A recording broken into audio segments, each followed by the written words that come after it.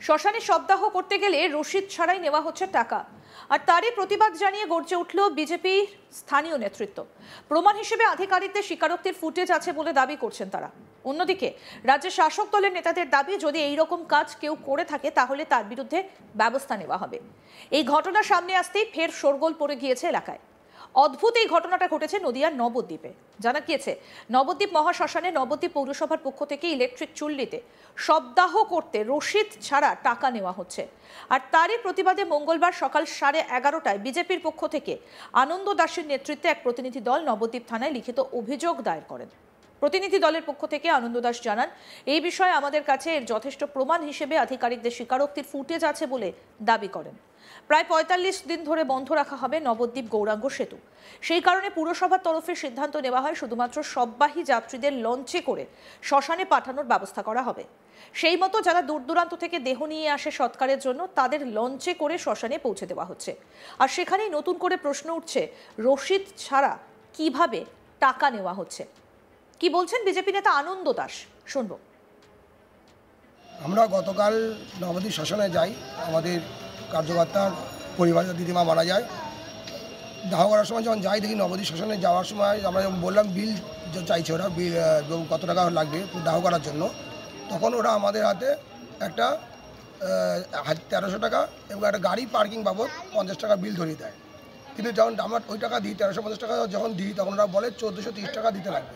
কেন ১৪০০ কেন বলছে না, ওই ৩০ টাকা ওই হিসাবটা টাকা দিতে পারছে না। আমরা নবদ্বীপে যখন আমরা নবদ্বীপ বাড়ি, আমাদের গাড়িতে যখন শব্দ গাড়ি আসে ঢোকে মাত্র গাড়ি কোনো পার্কিং হয় না, জানেন 2 মিনিটের মধ্যেই শব্দ নামিয়ে দেওয়া চলে যায়, 2-5 মিনিটের মধ্যে। তাহলে তার জন্য পার্কিং চার্জ সেটাও ঠিক আছে। তাহলে বাকি টাকাটা কিসের ফর্ম বাবদ 20 টাকা, আর তাহলে 60 টাকা কোনো হিসাবটা দিতে পারছে না। আপনাদের কেন টাকাটা কেন রয়েছে? আমি তো কোনো অবৈধ টাকা নেবো না। গভর্নমেন্ট কি রসিদ ছাড়া 1 টাকা নিতে পারে? উনি উত্তর দিতে পারেননি।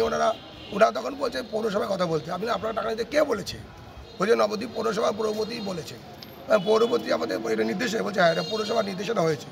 তার সমস্ত ভিডিও ফুটেজ আমাদের কাছে আছে। আমরা এটা বলতে চাইছি, নবদ্বীপ পৌরসভা পৌরপতি বিমান কিশোর সাহা, এতদিন আমরা জানি পানীয় জলে থাকা প্রধানমন্ত্রী অমৃত ভারত উৎসবে যে 9.5 টাকা তিনি খেয়েছেন, কাটমানি খেয়েছেন, এবং তিনি বার্থ সার্টিফিকেট ডেথ সার্টিফিকেট নামে তার টাকাটা খায়। উনি মিডিয়ায় আপনাদের কাছেই বলেছেন, সংবাদ মাধ্যমে বলেছেন যে 1 টাকাও পৌরসভা নেয় না ডেথ সার্টিফিকেট বার্থ সার্টিফিকেটের জন্য। কিন্তু আমরা জানি তার জন্য পৌরসভার টাকা নেয় 400 টাকা 500 টাকা করে নেওয়া হচ্ছে 1 কপির জন্য। এই সব দিক দিয়ে বিমান সাহা কাটমানি খাচ্ছে। এবারে শ্মশান থেকেও কাটমানি খাচ্ছে, মৃতদেহ থেকেও কাটমানি খাচ্ছে নবদ্বীপের চেয়ারম্যান বিমান কিশোর সাহা। আর এই প্রতিবাদে আমরা গতকালকে থানাতে আইসি সাহেবকে ফোন করে জানাই, উনি লিখিত অভিযোগ দিতে বলে। আমরা আজকে লিখিত অভিযোগ দায়ের করলাম 24 ঘন্টার মধ্যে। আমরা দাবি রাখছি এইটা অবিলম্বে বন্ধ করতে হবে, এবং যে চেয়ারম্যান বিমান কিশোর সাহা যে এইভাবে কাটমানি খাচ্ছে সপ্তাহ থেকে, এই চেয়ারম্যান বিমান সাহার বিরুদ্ধে আইনত ব্যবস্থা নিতে হবে। যথোপযুক্ত শাস্তি দাবি করছি আমরা এই চেয়ারম্যানের বিরুদ্ধে। 60 টাকার বিনিময়ে কোনো কিছু দিচ্ছে? দেখুন, আগে যে আমরা দেখতাম যে 800 টাকা প্রথম দিত, তখন 800 টাকার মধ্যে একটা মাটি হাঁড়ি একটা মাচা দিত, তারপরে 1000 টাকার মতো হয়েছিল, সেখান থেকে ওটা দিয়েছে ওটা। কিন্তু পরবর্তী এখন যে টাকাটা দিচ্ছে যে 1300 টাকা, তার মধ্যে সব দেওয়ার কথা। এবার মাটি হাঁড়ি ওরা দিচ্ছে, এটা কি ওটা ওর মধ্যেই আছে? তাই নতুন করে নেবে কেন? যদি তাই দিয়েও থাকে তাহলে সেটাটাও লেখা থাকবে। যদি গভর্নমেন্ট একটা কিছু দিয়ে থাকে, এটা হারিয়ে দেয় যাই দিক, সে যখন সমস্ত খরচা লেখা আছে বিলে, তাহলে ওটা কেন লেখা থাকবে না? বিলে লিখে দিন, আমরা টাকা দেবো। তাহলে কেন বিল ছাড়া গভর্নমেন্ট টাকা নেবে? এটাই আমাদের মূল অভিযোগ। ঘাট কর্তৃপক্ষ কি বলছেন, যারা দায়িত্বে ছিলেন? ওনারা বলছেন এটা পৌরসভা করেছে, আপনারা পৌরসভায় কথা বলেন, আমাদের নিতে বলেছে, আমরা নিচ্ছি। আমরা পৌরসভাকে সর্বোচ্চ প্রধান আমাদের পৌরপতি, তার আদেশ অনুসারে আমরা করছি। আপনারা কিছু বলার থাকলে ওখানে বলুন। আমি বললাম যে আপনারা টাকা নিচ্ছেন, আমরা আপনাকে বলবো, ওখানে কেন বলবো? তারপর দেখলাম ওরা কোনো উত্তর দিতে পারছে না, তাই বাধ্য হয়ে আমরা আজকে নবদ্বীপ থানায় লিখিত অভিযোগ দায়ের করলাম। এই বিষয়ে তৃণমূলের জেলার যুব সহসভাপতি বিপ্লব কর জানান, খবরটা আপনাদের কাছ থেকেই শুনতে পাচ্ছি। কতটা সত্যতা আছে জানি না, তবে যদি ঘটনাটা ঘটে থাকে নিশ্চয়ই দল তদন্ত করে ব্যবস্থা গ্রহণ করবে। অন্যদিকে এসআইআর সহ একাধিক বিষয় নিয়েও বিজেপিকে আক্রমণ করেছেন তিনি। সেই সঙ্গে তৃণমূল যে ফের একবার ক্ষমতায় আসছে সেই বার্তাও দিয়েছেন। কি বলছেন তৃণমূলের জেলা যুব সহসভাপতি বিপ্লব কর, শুনবো। নবদ্বীপে আজকে দেখা গেছে নবদ্বীপ শ্মশানে দাহ করা হচ্ছে। সেই দাহ করার যারা আসছেন তাদের কাছ থেকে কোনো রসিদ না নিয়ে টাকা নেওয়া হচ্ছে। আজকে নবদ্বীপ পৌরসভার সামনে, যেহেতু তৃণমূল পরিচালিত পৌরসভা, বিক্ষোভ এবং একটি ডেপুটেশন দিয়েছে। এই কি বলবেন, আপনাদের তো সেখানে পৌরসভা, এইভাবে কি টাকা নেওয়া যায়? এইভাবে টাকা নেওয়া যায় কিনা এই খবরটা তো আপনার মাধ্যম দিয়ে পেলাম। এটা আমি যদিও জানি না, যদি এমন কোনো কাজ হয়ে থাকে তাহলে সেটা পার্টি অবশ্যই সেটা পদক্ষেপ নেবে। এ বিষয়ে কোনো সন্দেহ নেই। দুটো লোকসভা নির্বাচন আমাদের নদিয়াতে পার করিয়েছে, বনগাঁতে পার করিয়েছে, মিথ্যে প্রতিশ্রুতি দিয়ে সাংসদ হয়েছে, বলেছে নাগরিকত্ব দেবে, কিন্তু সেই নাগরিকত্ব ভারতীয় জনতা পার্টি দেয়নি। আর এই নির্বাচনেও আপনাদেরকে বলছি দায়িত্ব নিয়ে, যে বলছে যে এসআইআর হবে, হলে তারপরে যারা হিন্দুরা 2002 সালের পরেও এসে তাদেরকে নাগরিকত্ব দেবে, যারা মতুয়া তাদেরকে নাগরিকত্ব দেবে। এরা পুরোপুরি ভাওতাবাজি। আগামী দিনে দেখবেন যে এখানে তাদের নাগরিকত্ব দিচ্ছে না। আর নাগরিকত্ব যে হিন্দুরা যে ভোটার ছিল, এই ভোটার ম্যাক্সিমাম বাংলাদেশ থেকে যারা এসেছিল, সেই ভোট কিন্তু এখানকার নদিয়ার মধ্যে যারা মতুয়া তাদেরকে মিথ্যে প্রতিশ্রুতি দিয়ে ভারতীয় জনতা পার্টি সেই ভোট ক্যাপচার করতো। সেই কারণ সেই পার্টিতে আমি ছিলাম, সেই জন্য সেই ব্যাপারটা আমি ভালো মতন জানি। কিন্তু আগামী দিনে দেখতে পারবেন সেই মতুয়ারা তারা বুঝতে পেরেছে, হিন্দু যারা আছে ভাই তারা বুঝতে পেরেছে যে একমাত্র মমতা বন্দ্যোপাধ্যায় আছে। মমতা বন্দ্যোপাধ্যায় কোনো হিন্দু ভাই হোক, মুসলিম ভাই হোক, কাউকে পশ্চিমবাংলা থেকে যেতে দেবে না। তার জন্য আমরা তৃণমূল কংগ্রেসের পরিবার একসাথে লড়াই করব।